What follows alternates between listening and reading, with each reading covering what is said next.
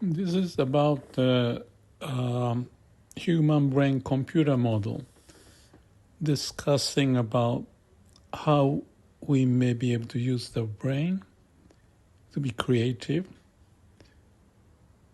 come up with idea or wisdom, and not to be deluded. And the model is proposed by Mr. Masakazu Nakayama, whom I've known for perhaps 15, 20 years. He passed away around 2002, I believe. And we had many discussions about Zen, creativity, also about this human brain computer model, HBC model.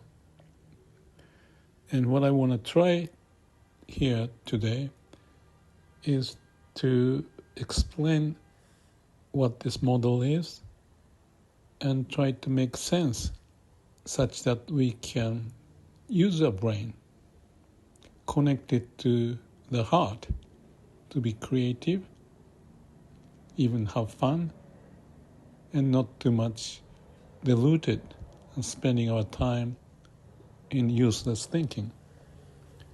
And obviously, if I can do that in the next 10, 15 minutes, that's wonderful, but I doubt it's going to happen. But still, trying to explain this HBC model, human brain computer model, may help at least some people to crack into this interesting life we have as human and to live better.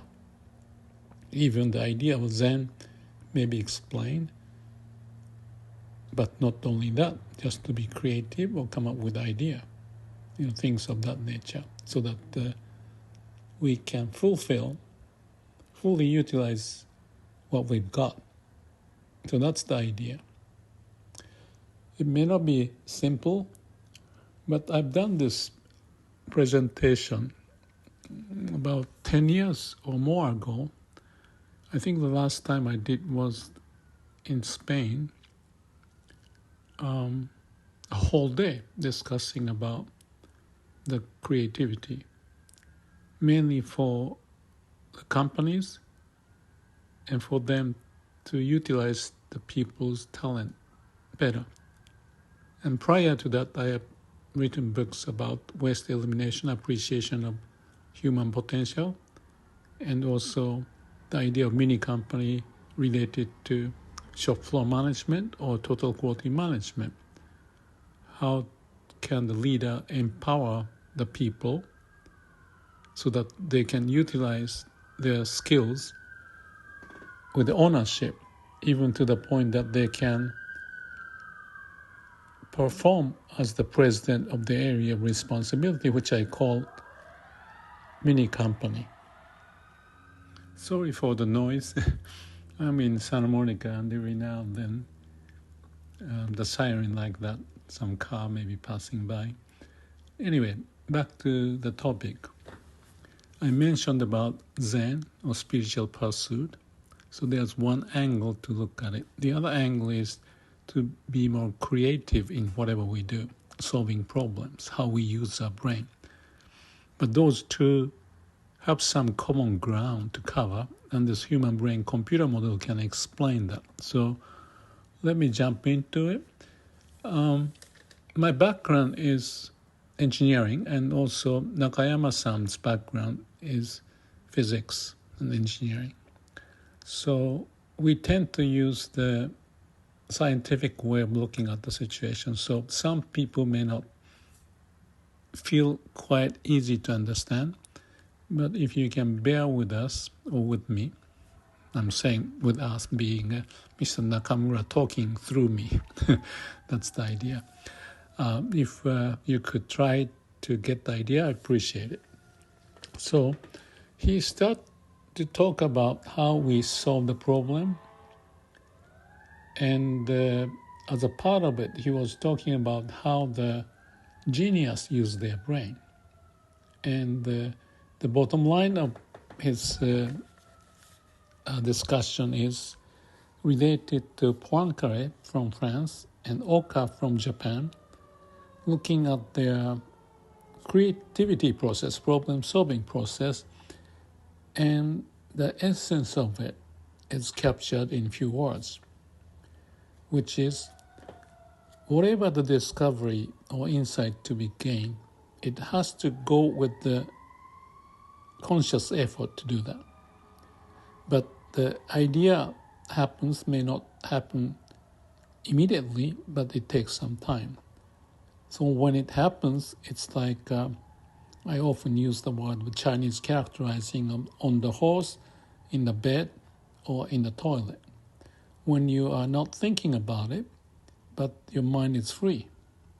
And when you have that moment of inspiration, you understand and you have the confidence that this is the right solution to the problem. And then you feel pleasure, wonderful feeling of liberation at the time. And I have gotten some patents, for example, or gone through difficulties, and I can relate to that. And even the notion of this meditation is similar to that, which you may, or some of you may realize. So Mr. Oka, the mathematician, also said the same thing, that in his case, if he cannot solve the problem for the 3 days and 3 nights, then he call it as a problem. And when he tried to solve it, he think of different angles and come up with all sorts of hypotheses, and even odd ones, but don't throw away. And keep thinking until you cannot think any farther. And then if you cannot think farther, then you sleep. And when anything doesn't pop up in thinking, and when you sleep sort of, or relax, that's when the door in the mind or the brain opens. Because when it happens, then you have all the materials to process to get to the solution that you were looking for. So if I can go through the model itself, and Nakayama-san talks about the idea that the idea comes from somewhere else, not from within. And he thought the process is very much like awakening or satori in Zen. And in the sutra, they said, Buddha may have said, if you look for the solution or Dhamma, you shouldn't look for the solution. And the solution is the principal way of the universe, is what he's talking about.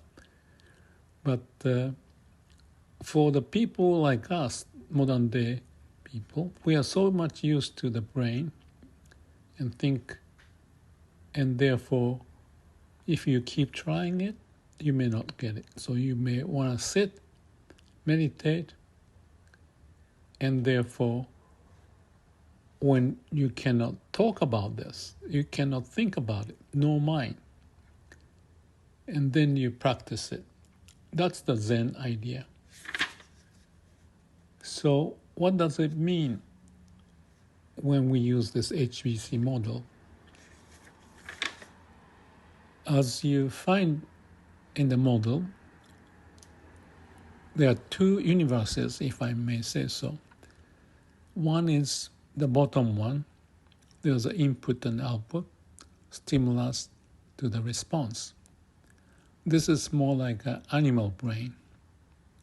They don't have the words, and whatever the stimulus, whether it's something you want to eat or escape from the fall, they respond. And that's, you see, it's the X, it's a program of the universe. All the living beings have that program to process the stimulus input into the output. The simple one is the fight or, escape, one or the other. Very simple. So that's the basis of us human as well, that we have the way that we learn from the law of the universe to prevail, like a DNA. And when animals and us, we are young, we get the stimulus from parents and learn from them. That's the imprint. Example of the imprint I remember was the duck. Whoever they see the duck, little baby out of the egg, moving when they open up from the egg, come out of the egg, they think that's the mother. So there's a story of I think you can find in many YouTube videos that the guy can fly, and then along with the guy flying, the ducks following. So that's the imprint. Whatever we do in early days, even before you learn words, we learn by what's out there and relate to the situation as parents may teach you what to do.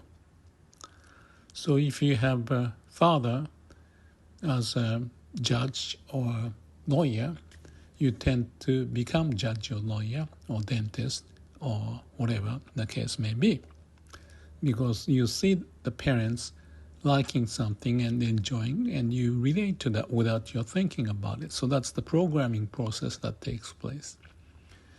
And when you're doing it, what you see, those double circle, are the memories.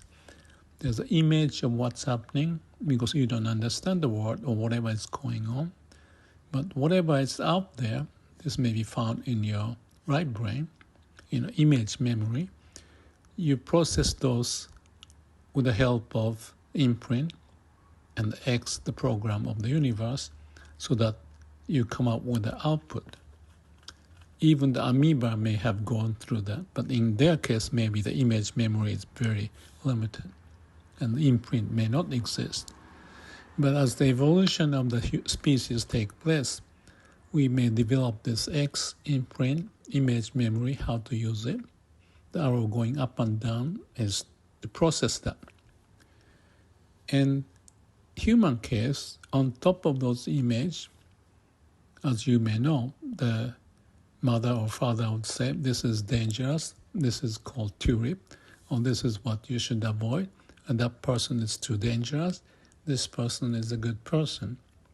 So listening to the words of parents or friends, whatever the case may be, you start to digest how to use your words. And using then is the case at the top.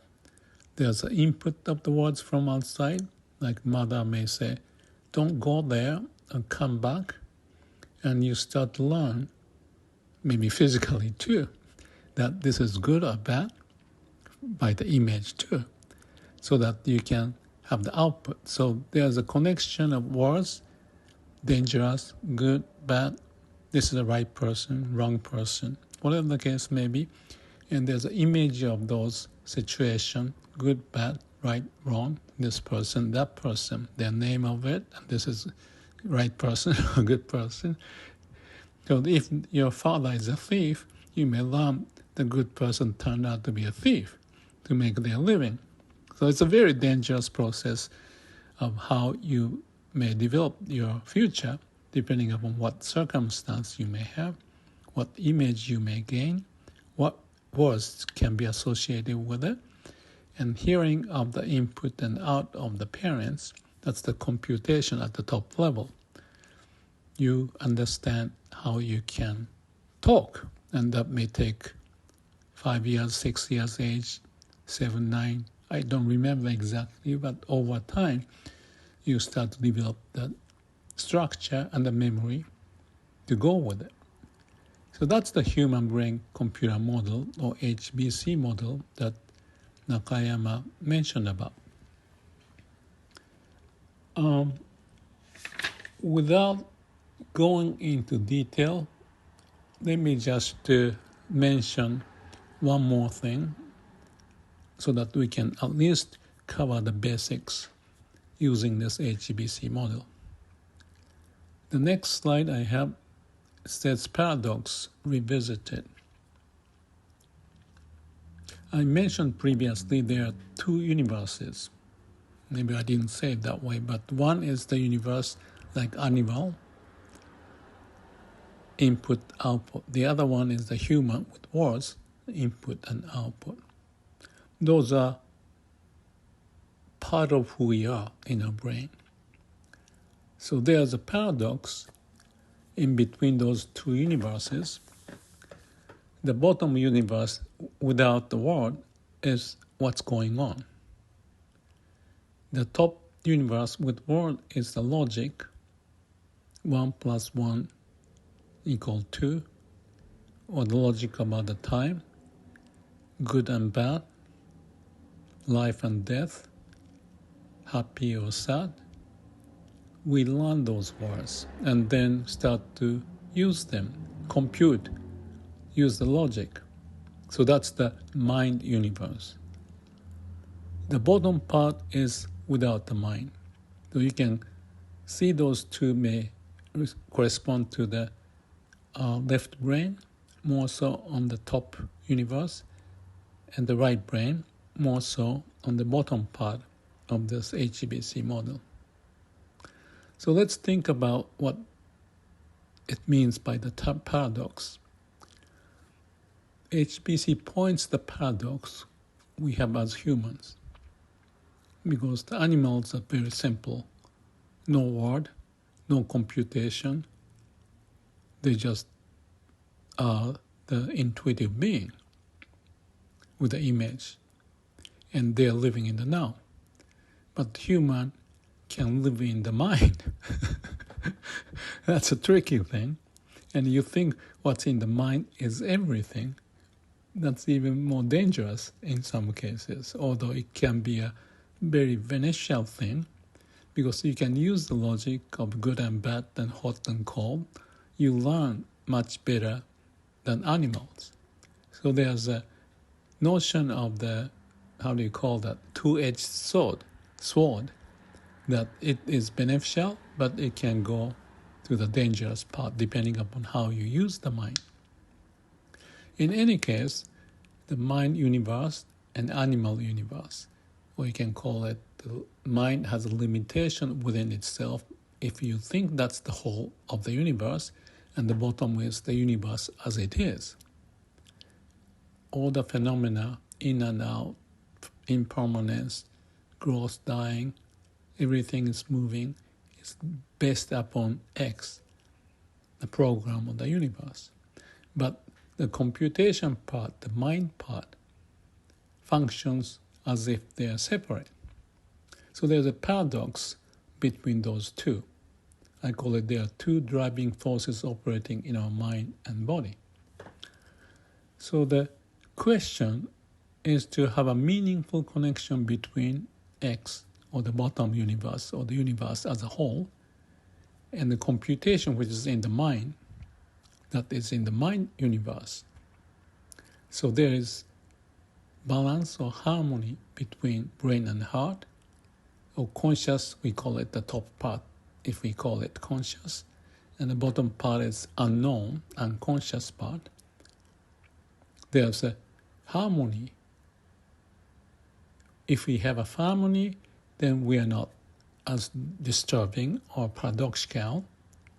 But if we're not, when we are torn between those two, we may feel psychological pain or physical pain even.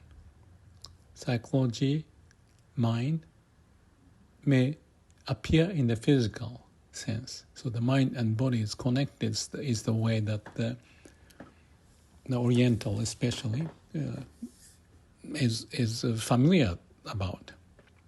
Not like a Western medicine, but the Eastern medicine is always thinking about the mind and body connection. So if there's a paradox unresolved and not harmoniously connected or balanced, then we have the strain, psychological pain or physical pain produced in our mind-body system. So what I have done is to describe the model, but at the beginning we are talking about how we may come up with the idea, solve the problem. And there we talked about we need to make effort to solve the problem. Without that, the discovery or insight may not be gained. So we use that universe, mind universe, that we make effort because there's something happening in the mind that it needs a resolution. But if you cannot solve it within that space of the mind, then you need to connect. If you can solve it, you may not need to connect to the bottom part of the universe. But if the solution that you came up with is not fit to the society's need, like if you become a thief instead of a very, dentist or the physician, whatever, it doesn't fit to the society. So the human world has those words and logic developed and have the constitution and the regulation and all of that. It may not be perfect, but the society's rule may need to be observed. So such is the case for the humans to figure out how to live. Even not relating to others, if your mind is caught up in something and cannot resolve it, what do? You may fear death, or you may want to have a friend, or you don't know where to go. By using your brain, what do? I mentioned about how to solve the problem early on using the Poincare and Oka in an engineering field, but the same takes place in our computation because it's using the logic and having the reference in the word memory, which is connected to the image memory, to process it. And if the process doesn't work as a human, especially when you have ego, because that conflicts with others and you have more difficulty. That's the beginning of our understanding ourselves better, know thyself, how we behave, what can be done, how to solve it. And that process I mentioned earlier, with the use of the problem-solving process of Poincare and Oka, use your brain. If you cannot think, then let it settle and let the problem resolve from inside of it, which is like stop using the mind, meditate, calm and quiet mind, then you find the insight. Panya. In Buddhist term, they call it do the right conduct, Shila, have a calm and quiet mind, open up your mind, don't think much further, no mind. Then you come up with a solution, insight or panya, or wisdom. So that's how this model can be used as a model to solve the life's problem as well. Let's stop here and maybe I'll try to come back, explain some other examples and more in detail.